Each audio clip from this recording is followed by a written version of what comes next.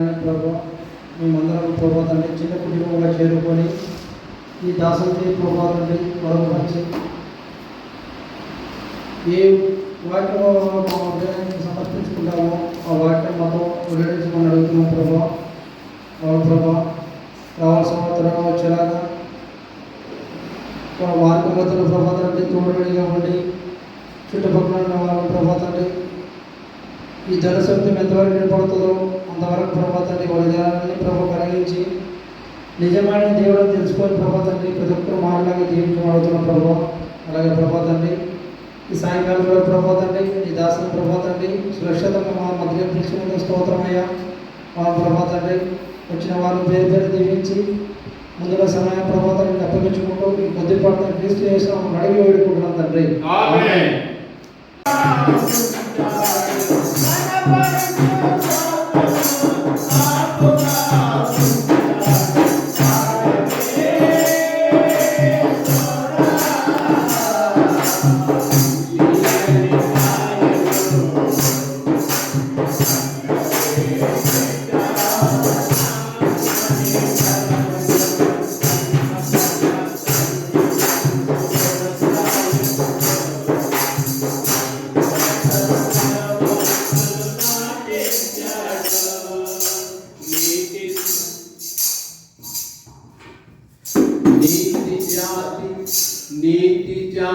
నీతి పూజ జాతి రక్త ఆత్మ ఫలములు నీ తండ్రి నిలువ చేయు నిత్య జీవ ఫలములు. నీతి పూజ జాతి రక్త ఆత్మ సుధా ఫలములు నీ తండ్రి నిలువ చేయు నిత్య జీవ ఫలములు. అనంతమైన ఆత్మ ఫలము అమర సుధా కాంతులు. అనంతమైన ఆత్మ ఫలం అమర సుధా కాంతులు. అనుకూల సమయమే పురియ పరమ పూతలు. అనుకూల సమయమే పురియ పరమ పూతలు. ఆయనే చోట తీయని గాయలు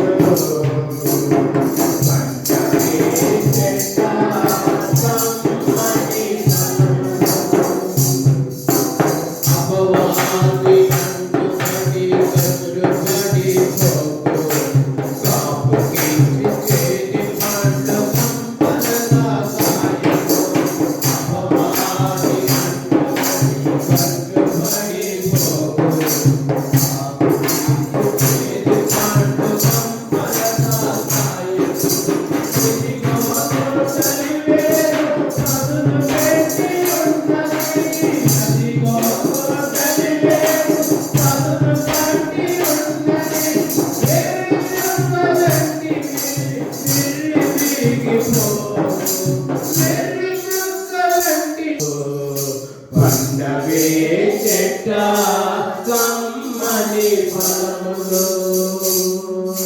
కలువరి కొండలు పుట్టి పారిన కరుణానిధి. కలుషమైన చీడ పీడ కడిగిన ప్రేమానిధి. కలువరి కొండలు పుట్టి పారిన కరుణానిధి. కలుషమైన చీడ పీడ కడిగిన ప్రేమానిధి. నిజముగా నీవు సొంతము కావు. నిజముగా నీవు సొంతము కావు. యజమానుడొస్తాడు ఏమి ఫలము ఇస్తావు. యజమానుడొస్తాడు ఏమి ఫలము ఇస్తాడు. కాయమే చోట కమ్మని కాయలు. పండవే చెట్ట తీయని ఫలములు.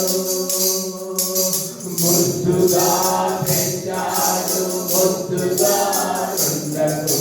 మొదలు ఎంతో చూపాడు మోడి పారిపోకు. ముద్దుగా పెంచాడు ముద్దుగా ఉండకు.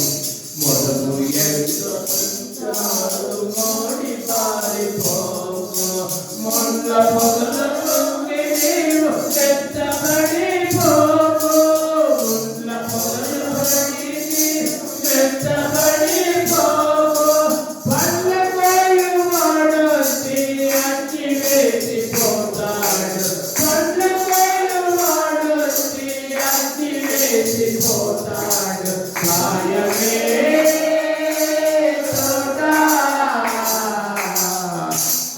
మణికాయలో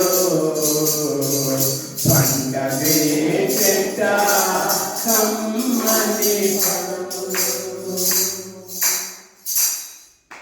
ఓకేనా? స్టార్ట్ చేసిన. ఓకే. దానియేలు గ్రంథం 6వ అధ్యాయము ఆఖరి వచనం చదవండి.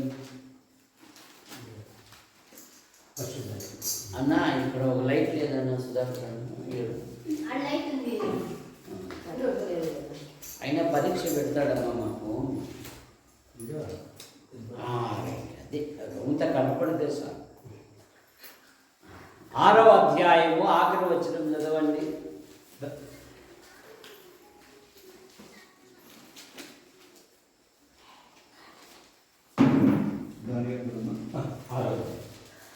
ఆరవ అధ్యాయము ఆఖరి వచ్చిన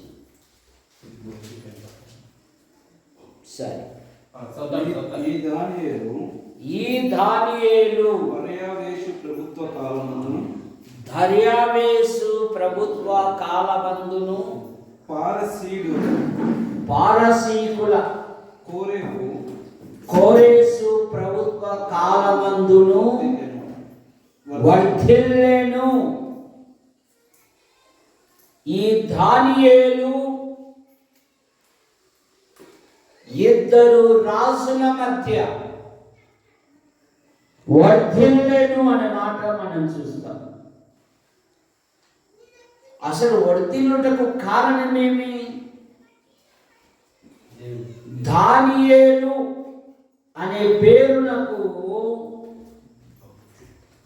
దేవుడు నా న్యాయాధిపతి అని అర్థం. దేవుడు నైనా నీ జీవితం విలువైనది, దేవుడు మాకు బహుమానంగా నిన్ను అనుగ్రహించాడు, జీవితాన్ని పాడు చేసుకోవాకు, నువ్వు చేసే ప్రతిదీ దేవునికి లెక్క అప్పగించాలి. కనుక నువ్వెక్కడ ఉండినను దేవుని మహిమపరిచే విధముగా నువ్వు జీవించాలి. దానియేలు చెరకు వెళ్ళిపోయాడు. బబులోను రాజు అధికారంలో బానిసలుగా ఉన్నారు. కానీ దేవుని గణపరుస్తూ ఉన్నారు. ఇశ్రాయేలు దేశపు చిన్నది నయమాను ఇంటిలో తన భార్యకు పరిచర్య చేయుటకు తీసుకొని వచ్చాడు. కానీ ఇశ్రాయేలు అనే పదానికి అర్థమేమి? పోరాడువాడు, పోరాడునది. నేనా మనము దేవుని పిల్లలము. దేవుడు మనల్ని ప్రత్యేకించుకున్నాడు. మన చేష్టల వలన దేవుని కోపానికి, దేవుని విసిగిస్తే దేవుడు శత్రువుల చేతికి అప్పగిస్తాడు. శత్రువుల చేతికి అప్పగించినను దేవుని మహిమపరచాలి, దేవుని ఘనపరచాలి అని యూదులు 5 సంవత్సరాల లోపే పిల్లలకు ధర్మశాస్త్రమును నేర్పిస్తారు. ధర్మశాస్త్రముతో పాటు చేతి వృత్తి కూడా నేర్పిస్తారు. ఎందుకంటే జీవితాంతం మేము ఉంటామో ఉండము, ఒకవేళ మేము చనిపోయినా ఎవరైనా దత్తత తీసుకుంటే వారికి ఈ పిల్లలు, మా పిల్లలు భారంగా ఉండకూడదు. అందుకని పౌలుని గురించి ఏం రాయబడింది? పౌలు వృత్తికి డేరాలు కుట్టువాడు. చూసారా? పౌలు వృత్తికి డేరాలు ఆకుళ్ళ ప్రిస్కిల్లతో కలిసి కుటుంబ పోషణ కొరకు సహాయపడుతున్నాడు. సాయంత్రం వేళలో ప్రభుని గురించి ప్రకటిస్తూ ఉన్నాడు. కనుక మన పిల్లలకు బాల్యము నుండే దైవిక భయం నేర్పాలి, ప్రార్థించడం నేర్పాలి. పాత నిబంధనలో కుష్ఠముతో ఉన్న వారిని దేవుడు ఎవరిని బాగు చేశాడు? మొట్టమొదట మొట్టమొదటి నయమానా? మోషే. మిరియాముకు కుష్ఠం వచ్చింది. మిరియాము కొరకు ప్రభు దగ్గర ప్రార్థన చేశాడు. ప్రభువా, మా అక్కను క్షమించయ్యా, మా అక్కయ్య నన్ను జమ్ముపట్టిలో పెట్టి చెట్టు సాటును ఉండి, అమ్మగారు నీకు పెళ్లి కాలేదు కదా, మీరు పాలు ఇవ్వలేరు కదా, ఈ అబ్బాయి కొరకు ఒక దాదిని మాట్లాడతానని. అయ్యా, మా అక్క ఎంత తెలివిదంటే మళ్ళీ మా అమ్మ దగ్గరికి తెచ్చిందయ్యా, ఇప్పుడు తిరుగుబాటు చేసింది, మా అక్కను క్షమించు అని ప్రార్థన చేస్తాడు మోషే. అహరోను కొరకు కూడా ప్రార్థన చేస్తాడు మోషే. ఎప్పుడైతే ప్రార్థన చేశాడో మిరియామును స్వస్థపరిచాడు దేవుడు. ఇప్పుడు ఇశ్రాయేలు దేశపు చిన్నది ఏమంటుందంటే, అమ్మగారు ఎలాగైనాను నా యజమానుడు ప్రవక్త దగ్గర ఉండవలనని నేను కోరుచున్నాను. స్వస్థత పొందాడు నయమాను యోర్దాను నదిలో 7 మాటలు మునిగి. ఆ ఇశ్రాయేలు దేశపు చిన్నదానికి ధర్మశాస్త్రము తెలుసు, క్షుణ్ణంగా నేర్పించారు. దానియేలు తన ఆధ్యాత్మిక జీవితంలో వర్ధిల్లుటకు కారణమేమి అంటే రాజ భోజనాన్ని తిరస్కరించారు. మొదటి అధ్యాయము 8వ వచనం, దానియేలు గ్రంథం 1వ అధ్యాయము 8వ వచనం. రాజు భుజించు భోజనమును పానము చేయు ద్రాక్షారసమును పుచ్చుకొని తన్ను అపవిత్రపరుచుకొనకూడదని దానియేలు ఉద్దేశించి తన్ను అపవిత్రుడు కాకుండానట్లు వాటిని పుచ్చుకొనకుండా సెలవిమ్ము. అధిపతిని వేడుకొనుగా, అయ్యా నా దేవుడు పరిశుద్ధుడు, నా సమస్త ప్రవర్తన యందు ఏం కలిగి ఉండాలంట? దేవుని పిల్లలు పరిశుద్ధత కలిగి ఉండాలి. 1 పేతురు పత్రికలో చదవాల్సిన పని లేదు, ప్రతి రెఫరెన్స్. కనుక దానియేలు వర్ధిల్లుటకు కారణం ఏమంటే, మొదటి మాట రాజ భోజనమును తిరస్కరించారు. తన అపవిత్రుడు కాకుండా నిమిత్తము. ఆ మధ్య మా స్నేహితుడు ఒరే మధ్యాహ్నం భోజనానికి రారా అన్నాడు. ఏం భోజనం రా అన్నా. మటన్ తెచ్చినావా 1/4 కేజీ, పొట్టేలు మాంసం రా అన్నాడు. ఆడికి పోతే బంగాళాదుంపలు వంకాయలు కనపడుతున్నాయి కానీ ముక్కలు కనపడ్డాయి. ఏమిటంటే 1000 రూపాయలు కేజీ ఎవడు తెచ్చాడు తినో అంటున్నాడు. ఇంకా రాజభోజనం ఎలా ఉంటుంది? ఇక అవయాలన్నీ నూనెలు అద్దుకొని అలా ఇవ్వడమే కదా. రాజభోజనమును తిరస్కరించాడు దానియేలు తన అపవిత్రుడు కాకుండు నిమిత్తము. యోసేపు పాపము చేయుటకు అవకాశము ఉండినను అదృశ్యుడైన దేవుని చూస్తూ ఉన్నాడు. ఎవరిని చూస్తున్నాడు? అదృశ్యుడైన దేవుణ్ణి. ఒక చిన్న కుటుంబము, వాళ్ళ అబ్బాయి సండే స్కూల్కి వెళ్ళేవాడు, తండ్రి ఏమో దొంగతనాలు చేసి బతికించేవాడు. సండే స్కూల్ పోయి అబ్బాయికి మేడం ఏం చెప్పిందంటే, రే మనం ఏం చేసినా, ఏ తప్పుడు పనులు చేసినా దేవునికి లెక్క అప్పగించాలి, ప్రతిదీ దేవుడు చూస్తున్నాడు, దేవుని భయము కలిగి జీవించాలి అని సండే స్కూల్ మేడం కథ చెప్పింది.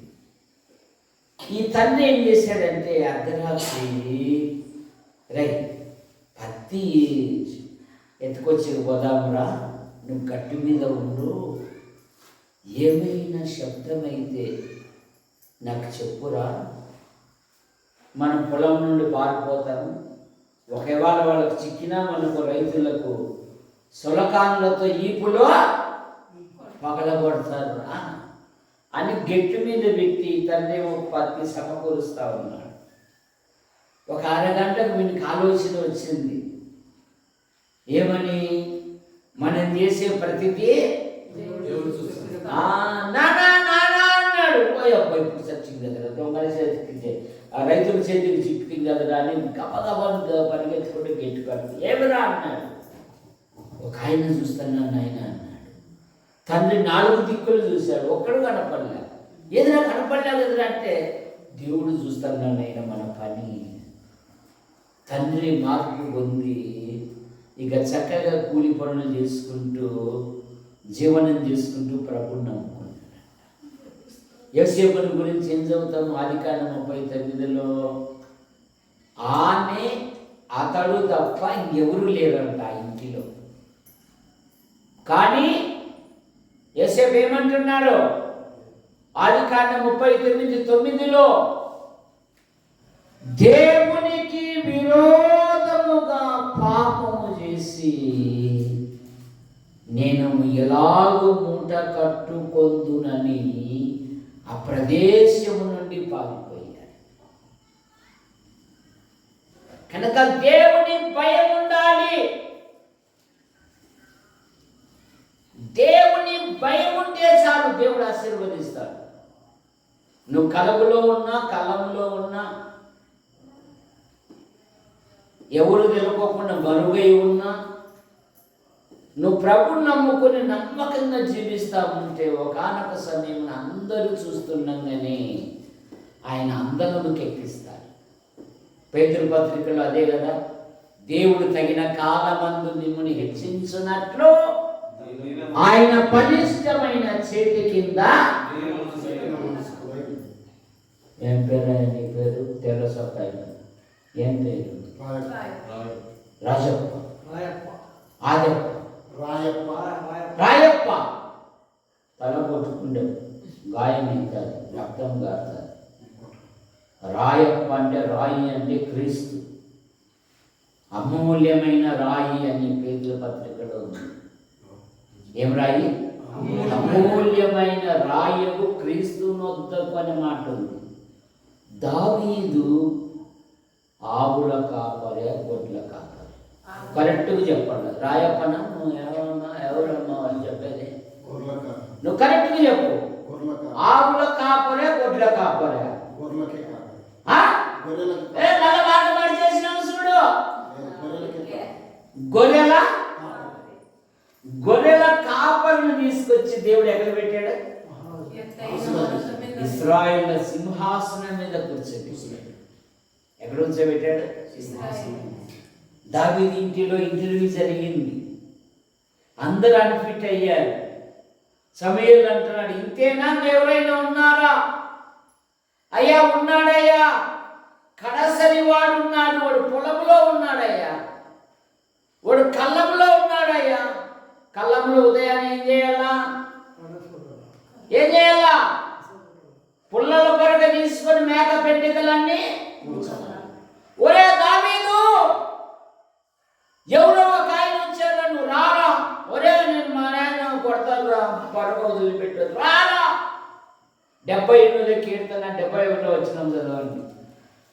తర్వాత తన దాసుడైన దావీదును కోరుకొని గొర్రెల దొడ్లలో నుండి అతని పిలిపించి 78 కీర్తన 71 వచనం. పాడి గొర్రెలను వెంబడించుట మాన్పించి తన ప్రజలైన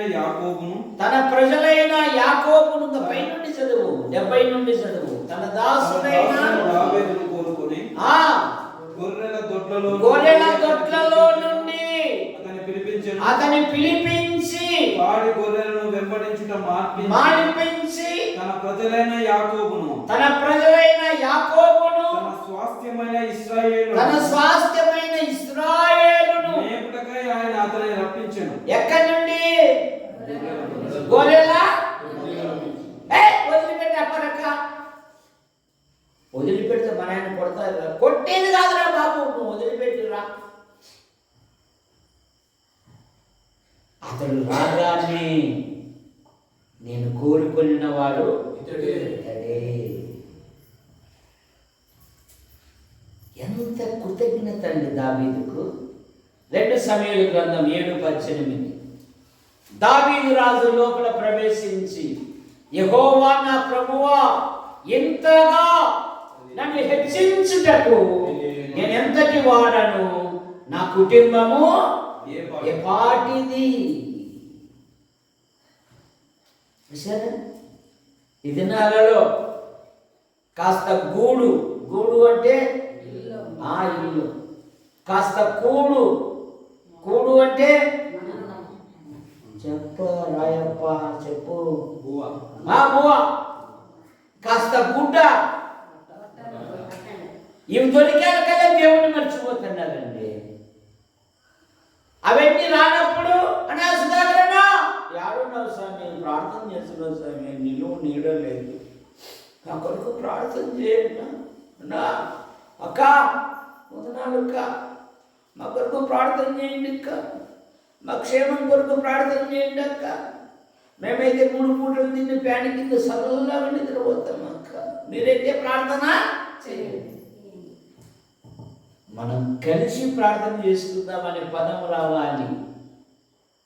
పేతురు చెరసాల్లో ఉంచబడిన సంఘమైతే అతని కొరకు అత్యాసక్తితో అది కావాలి. ఇక అన్ని వచ్చినాక ఏంటి పాప, బుక్కరాయి సముద్రంలో నలుగురు ఉండారు, ఒక్కరు కూడా లేదు. అందుకే నేను సిటీ మోడల్ పోతున్నా, సిటీ చర్చికి పోతున్నా, నాటకపురం పోతున్నా కానీ ఎస్ఐ చర్చికి. అది ఎంతమంది అక్క, ఆదివారం అక్క లెక్క పెడితే కానుకలు 3 లక్షలు వస్తాయి అక్క. ఇక్కడ 10 పైసలు ఇచ్చేది రాదు నీకు. నీ కొరకు ప్రార్థించిన సంఘానికి, నిన్ను దర్శించి నీకు యోగక్షేమాలు తెలుసుకొని, దేవా వినుకున్న ప్రతి బలహీనత మీరు ముట్టి స్వస్థపరచు. అనంతపురం పాస్టర్ ఎప్పుడైనా మీ ఇంటికి వచ్చాడా? అడిగి జాగ్రత్త. మన క్షేమం కొరకు ప్రార్థించే దైవజనుడిని కూడా మనం మర్చిపోకూడదు. మన క్షేమం కొరకు ప్రార్థిస్తున్నారు వాళ్ళు. కనుక యోసేపు పాపము చేయుటకు అవకాశము ఉండినను అదృశ్యుడైన దేవుని చూసి పారిపోయాడు. అందుకని ఐగుప్తునకు ప్రధానిగాను సకల దేశస్థులకు పోషకునిగా దేవుడు సిద్ధం చేశాడు. యోసేపు జీవితంలో చదవండి 39 నుండి ఆఖరి వరకు ఇంటికాడ ఉన్నప్పుడు ప్రతి పలుకులో యోసేపు దేవుడు దేవుడు దేవుడు అనే మాట మనం చూస్తాం. తన సోదరులతో అంటున్నాడు, నన్ను ఇక్కడికి అమ్మినందుకు మీరు దుఃఖపడకూడి, మీకంటే ముందుగా దేవుడు నన్ను ఇక్కడికి పంపెను అంటాడు. మీరు నాకు కీడు చేయ ఉద్దేశించింది కానీ దేవుడే అది మేలుకే ఉద్దేశించింది. ఏ దేశమందు నేను బాధపడ్డానో ఆ బాధను మర్చిపోనట్లు చేశాడు. ఎక్కడ బాధపడ్డానో అక్కడే దేవుడు నన్ను అభివృద్ధి చేశాడు.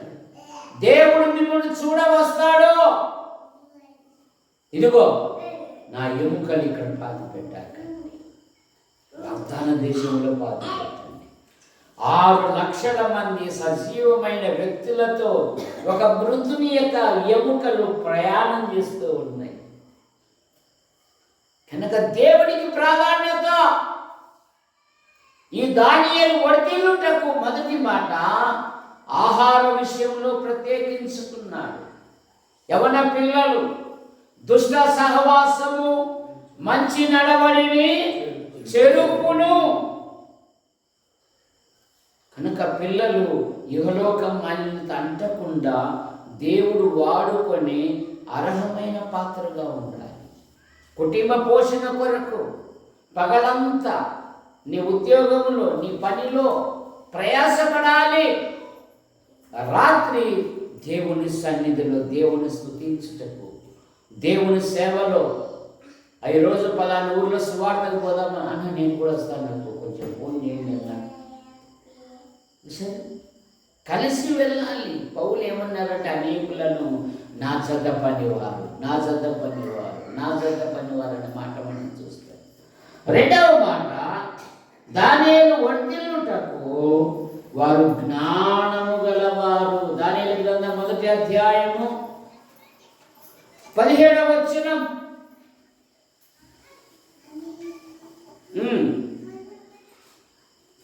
1వ అధ్యాయము 17వ వచనం. ఈ నలుగురు వాళ్ళ సంగతి ఏమనగా, దేవుడు వారికి జ్ఞానమును, సకల శాస్త్ర ప్రావీణ్యతయు వివేచనయు అనుగ్రహించెను. మరియు దానియేలు సకల విధములకు దర్శనములను, స్వప్న భావములను గ్రహించుటకు తెలివిగలవాడై ఉండెను.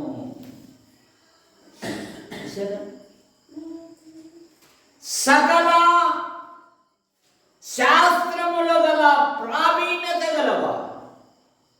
ఎజ్రాని ఏం చదువుతాము? ఎజ్రా ధర్మశాస్త్రము యందు ప్రావీణ్యత గలవారు. బెరియా సంఘం ఏమంటుంది? వీరు లేఖనములు పరిశోధించుటలో ప్రావీణ్యత గలవారు. బైబిల్లో ప్రవీణులు అనేకులు మనకు కనపడతారు. దేవుని ధర్మశాస్త్రమును ధ్యానించువారు, వివేచన గలవారు. వారు ఎప్పుడైతే ఆహారం నుండి ప్రత్యేకించుకున్నారో 10 అంతలు శ్రేష్ఠులుగా కనపడినారంట. దానియేలు గ్రంథం 1వ అధ్యాయం 20 వచ్చింది. 1వ అధ్యాయం 20 వచ్చింది. వీరి యుద్ధ విచారణ చేయగా జ్ఞాన వివేకము గల సంబంధమైన ప్రతి విషయములో వీరు తన రాజ్యం అంతటి నుండి శకున గాండ్ల కంటేను గారడి విద్య గలవారందరికంటేను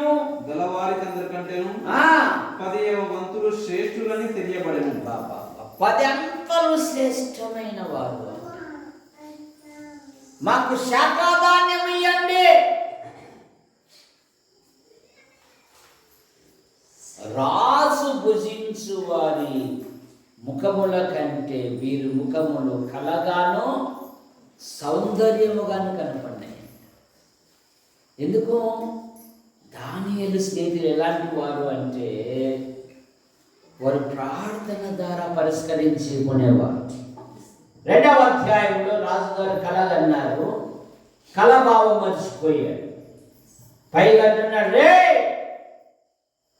మీరు కలగిన చెప్పలేదనుకో, మీ తలలు మీ మెడల మీద ఉండవు అని శాసనం చేసేసారు. ఇంత త్వరగా రావడానికి కారణం ఏమింటాడు దానియేలు. నాకు కొంత సమయం ఇవ్వు అంటాడు దానియేలు. ఇప్పుడు తన స్నేహితులతో ఏమంటున్నాడంటే, కళాభావము దేవుడు తెలియజేయనట్లుగా మీరు దేవుణ్ణి వేడుకొనుడి.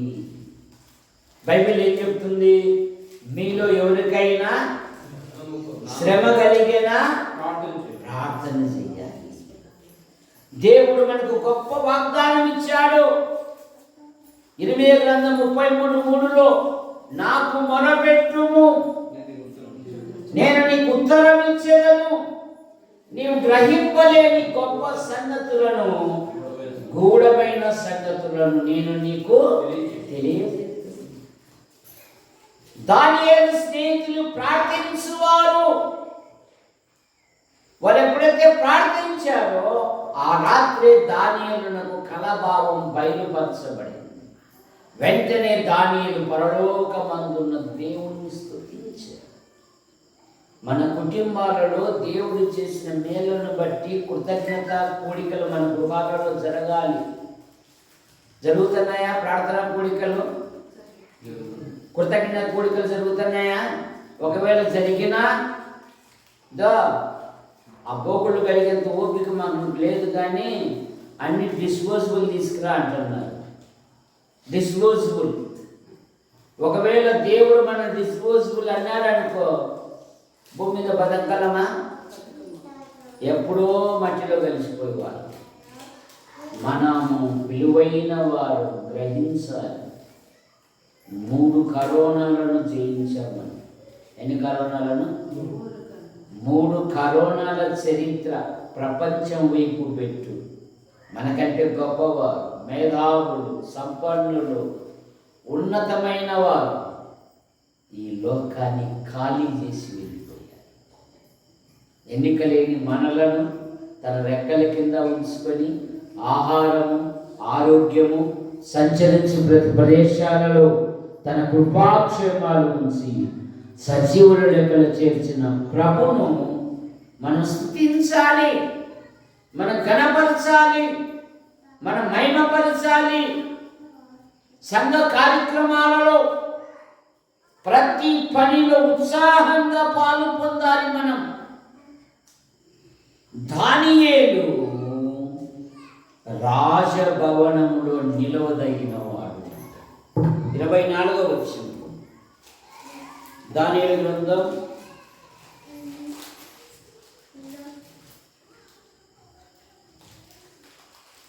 3-4 వచ్చిన మొదటి అధ్యాయం 3-4 వచ్చిన రాజు అప్సెనజు అను తన నపుంసకుల అధిపతిని పిలిపించి అతనికి ఇలాగ ఆజ్ఞాపించాడు. ఇశ్రాయేలీయుల రాజవంశములలో ముఖ్యులై లోపము లేని సౌందర్యమును సకల విద్యా ప్రవీణతయు జ్ఞానమును కలిగి తత్వ జ్ఞానము తెలిసిన వారై రాజు నగరనందు నిలవదగిన కొందరు బాలులను రప్పించి కల్దీయుల విద్యను భాషను వారికి నేర్పు. రాజనగరిలో నిలవదగిన వారు ఎవరంటే వారు ఉండవలసిన వారు కాదు. చూసారా? కనుక దానియేలు వర్ధిల్లుటకు కారణం ఏమంటే దానియేలు ఆహార విషయంలో ప్రత్యేకపరుచుకున్నాడు. దానియేలు సకల శాస్త్రముల యందు ప్రావీణ్యత కలిగిన వాడు. దానియేలు వివేచన గలవాడు. దానియేలు 10 శ్రేష్ఠులుగా కనపన్నారు. లోపము లేని వారు. మన జీవితాలన్నీ తప్పుల తడికే. పైగా సరిదిద్దుకోకుండా మనమేనా వాళ్ళేడా? సుధాకర్ అన్నకి ఎప్పుడు మేమే కనపడినాము, ఎప్పుడు మమ్మల్ని అంటున్నాడు. అవసరమా? దైవజనులు ఖండించినప్పుడు, గద్దించినప్పుడు మనం మార్పులేకి రావాలి. దావీదు ఏమన్నాడు? నీతిమంతులు గద్దించుట నాకు తైలాభిషేకము అన్నాడు. వారు మనల్ని ఎందుకు గద్దిస్తారు? ఒక మంచి మార్గంలో రావడానికి. ప్రార్థన చేసుకుందాం రండి. సుధాకర్ గారు ప్రార్థన చేస్తున్నారు. లేదే నువ్వు రావాలా?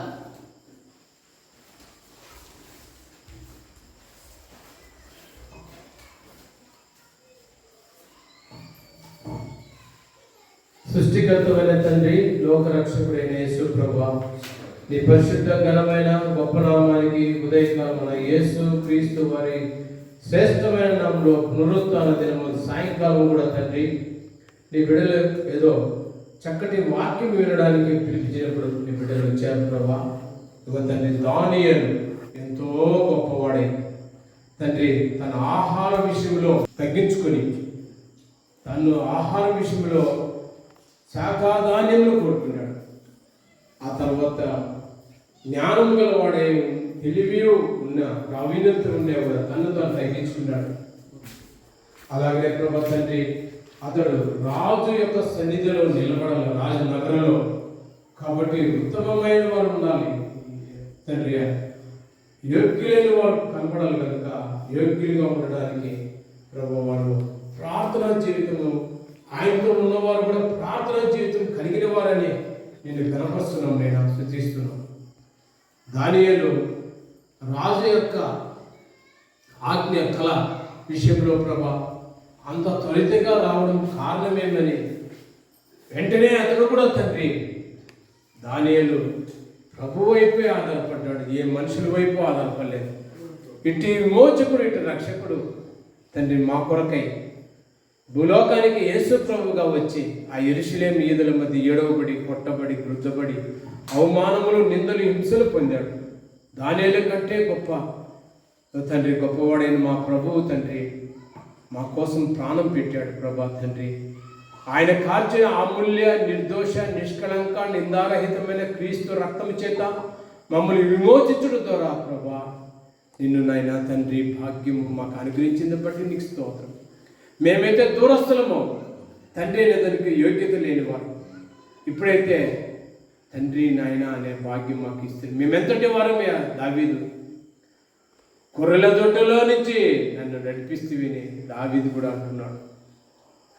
ఇశ్రాయేలీయుల సింహాసనం మీద ఆసీనుడిగా చేసినావు ప్రభా. ఒక దినమున మీరు రారాజుగా భూలోకానికి రాబోతున్నారు. మమ్మల్ని కూడా తండ్రి నీ యొక్క సింహాసనం మీద, నీ తొడ మీద మమ్మల్ని కూడా కూర్చుండబెట్టుకునే దినము రాబోతుంది ప్రభా. అందుని బట్టి నేను శృతిస్తున్నాము, నేను గణపరుస్తున్నాము.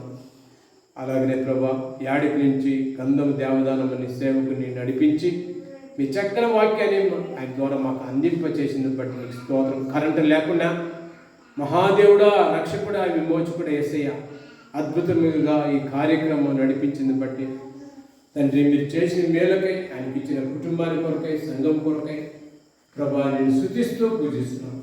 అలాగే టౌన్ నుంచి వచ్చిన నీ బిడ్డలందరూ ప్రభా ఇప్పుడు క్షేమంగా తన అన్న అయితే ఆడిటర్ డ్యూటీకి వెళ్ళాలి ప్రభు, 8 అయితేనే తండ్రి వాళ్ళు పిలుస్తారు, వెళ్ళాడు. ఆయన క్షేమంగా వెళ్ళి జరుపుకునే కొరకు దయచేయండి. అలాగనే తండ్రి అన్నగారు బయలుదేరి వెళుతుండగా వాళ్ళందరి మధ్యన మీ కరుణాస్తం వారి మీద ఉంచి క్షేమముగా చేర్చి, అలాగే మీ రాత్రి నీ దాసుని కూడా ఇక్కడ మంచి విశ్రాంతి తీసుకొని ఉదయకాలం హాస్పిటల్కి వెళ్ళి ఘనమైన నామాన్ని గణపరిచే కృప దయచేయండి. చిన్నారి బిడ్డలు కూడా నీ సన్నిధానంలో ఉన్నారు ప్రభా, నీ బిడ్డలు కూడా దీవించమని, ఇలాగ వచ్చిన ప్రతి ఒక్కరిని నిండారా నీ గాయపడిన హస్తము ఎత్తి దీవించమని నజరేయుడైన యేసు క్రీస్తు వారి శక్తిగల నామములో స్తోత్రములు వందనం చెల్లించి ప్రార్థన చేయుచున్నాము తండ్రి, ఆమేన్. అందరికీ వందనాలు. చక్కగా వాక్యమని నామములో వందనాలు.